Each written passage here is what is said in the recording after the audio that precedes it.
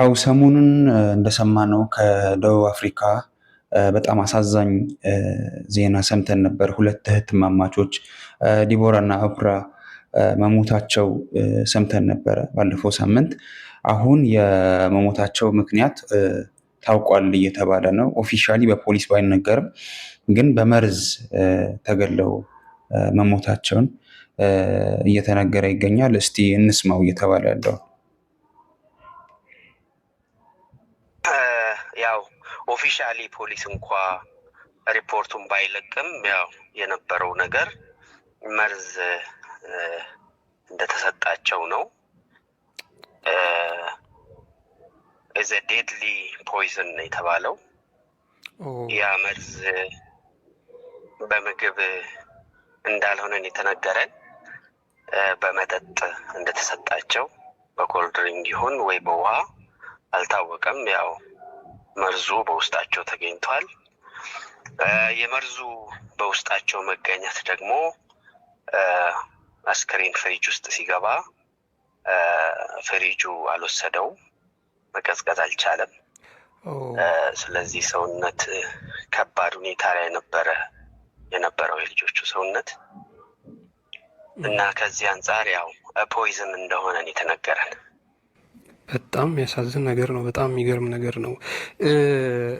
እንግዲህ አላቅም ምን ማለት እንደሚቻል እነዚህን ልጆች በዚህ ልክ መርዝ አስቦ መስጠት ምን ታስቦ ምን ታቅዶ እንደሆነ በጣም በጣም በጣም እንቆቅልሽ የሆነ ነገር ነው።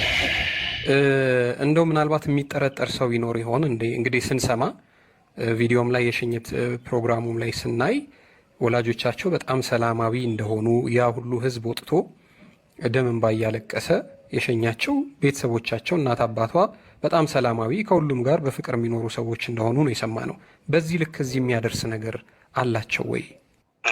የላቸውም። ከቤተሰብ ጋር የባለው ችግር ቤተሰብ ከማንም ጋር በጣም ተግባቢ ናቸው፣ ተጫዋች ናቸው፣ ከሰው ጋር በሰላም የሚኖሩ ናቸው። እንግዲህ ከ5 ዓመት በላይ ነው የማውቃቸው እና በእንደሱ ልጆችን ሊያጠቃም የሚፈልግ ሰው ያለም አይመስለኝም።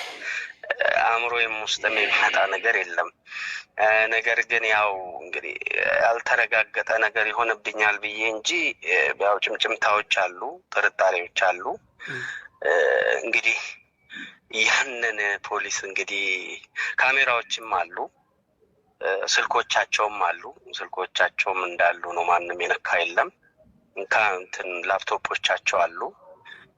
እንግዲህ ኢንቨስቲጌሽኑ ይቀጥላል ብዬ አምናለሁ። ግን ከዛ በፊት ምናልባትም ገሌ ነው ብሎ ከማለት ብቆጠብ ነው የሚሻለው። ምክንያቱም ለኢንቨስቲጌሽኑ አያመችም። ስለዚህ ጥርጣሬዎች አሉ፣ እኛ በራሳችን የምንጠረጥረው ጥርጣሬዎች አሉ። ግን አባት በአስቸኳይ እንዲመለስ ነግረነዋል። እሱ ከተመለሰ በኋላ ከኢትዮጵያ ኤምባሲ ጋር በመተባበር ከኢትዮጵያ ኮሚኒቲ ጋር በመተባበር ጉዳዩ ወደፊት ሊሄድ እንደሚችል አምናለሁ። ምክንያቱም አሁን ባለበት ቦታ ላይ ተቀምጦ መቆየት የለበትም። ስለዚህ ኢንቨስቲጌሽኑ ይቀጥላል ብዬ አስባለሁ። እውነት ነው። በእርግጥ አሁን ያልተረጋገጠ ነገር ከሌ ነው ማለት የፖሊስንም የምርመራ ሂደት የሚያዛባም ይሆናል። ምናልባት ደግሞ ተጠርጣሪዎችንም ራሳቸው እንዲደብቁ፣ እንዲሸሹ፣ መረጃ እንዲያጠፉም ሊያደርግ ስለሚችል ያንን ጥንቃቄ መውሰድ ተገቢ ነው ብዬ አስባለሁኝ። አላቅም ምን እንደምል። እጅግ በጣም ልብ የሚሰብር የሽኝት መርሃ ግብር ነበር። እኛ ብዙዎቻችን አይተነዋል። ሀዘናቸው በጣም ከባድ ነበረ። ግን እነሱም ደግሞ አመስግነዋል። እናንተን ኢትዮጵያውያንን፣ ትውልድ ኢትዮጵያውያንን፣ ኤርትራውያንን ሁሉ አበረታችሁን። በተለይ አባትየው የነበረበት ሁኔታ በጣም ልብ የሚሰብር ነበረ። እንደው በሕይወት እያሉ የነበራቸው ግንኙነት እንዴት ነበር? አባት እንግዲህ ሲናገርም ሰምተው ከሆነ አላቅም፣ ልጆቹን ደብቆ ነው ያሳደገው።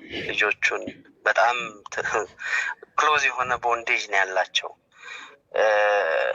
በጣም ይነጋገራሉ፣ በጣም ሚስጥር ያወራሉ። ግን ያው የሞታቸው ሚስጥር ደግሞ ሌላ ሚስጥር ነው የሆነብን እኛም ራሳችን። ቦንዴጃቸው ከባድ ነበር ማለት አባትና ልጅ እንደሚያወራው ነው የሚያወሩት። እናትና ልጅ እንደሚያወራ ነው የሚያወሩት። በጣም ክሎዝ ነበሩ። ግን አሁን እንግዲህ ጠላት የነሱን ከዚህ አካባቢ መልቀቃቶ መሰለኝ እንግዲህ ወደ ጥቃቱ የገባው። እንግዲህ ብዙ ማለት አልፈለግም በዚህ በኢንቨስቲጌሽናቸውን እንዳላጠፋባቸው እና እንግዲህ እስቲ የሚሆነውን እንግዲህ በሚቀጥለው ሳምንት ውስጥ እናያለን ብዬ አስባለሁ። ፖሊስ ሪፖርቱን ካቀረበልን ጥሩ፣ ያው አሉበት እስካሁን ድረስ ኢንቨስቲጌት እያደረጉ ነው። እንግዲህ ሌላም ወይ አለ እንግዲህ እናያለን። መልካም እናያለን።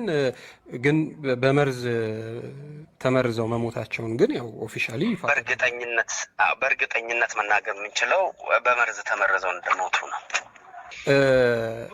ዶርማቸው ሲባል መኝታ ክፍላቸው ሲባል እሱን ትንሽ ግልጽ ለማድረግ ነው። እናትና አባት ያሉበት ወላጅና ልጆች ያሉበት ከተማ የተለያየ ነው። ልጆች ለትምህርት ሆነው ሌላ ከተማ ነው የነበሩት። ያው ትክክል። እጅግ በጣም ከልብ አድርጌ ነው የማመሰግነው። ክብር ይስጥልኝ።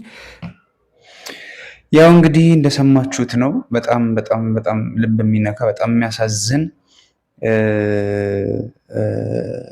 ሁኔታ ነው የተፈጠረው። ሁለት ልጆች ከአንድ ቤተሰብ ተስፋ የተጣለባቸው ትልቅ ደረጃ ይደርሳሉ የተባሉ ወጣቶች እንደዚህ ባልታወቀ ሁኔታ ያው እንደተባለው በመርዝ ሞተው መገኘታቸው በጣም በጣም የሚያሳዝን ነው። ለቤተሰቦቻቸው እንዲሁም ደግሞ ለመላው ኮሚዩኒቲ ጽናቱን እንመኛለን። በጣም በጣም ልብ የሚነካ ነው። ኤኒዌይስ እስቲ መጨረሻውን ደግሞ እንዳለው በፖሊስ ኢንቨስቲጌሽን መጠበቅ ነው። ሪስፖንሱ ያው ከሱ የሚሰማ ይሆናል ማለት ነው። ክቡራን ተመልካቾቻችን ዛሬ ነበረን ዜና መልእክት ይሄ ነበረ። ይሄኛውን ቪዲዮ ላይክ፣ ሼር በማድረግ ለብዙ ሰዎች እንዲዳረስ አድርጉልን። እናመሰግናለን። መልካም ቀን ይሁንልዎ።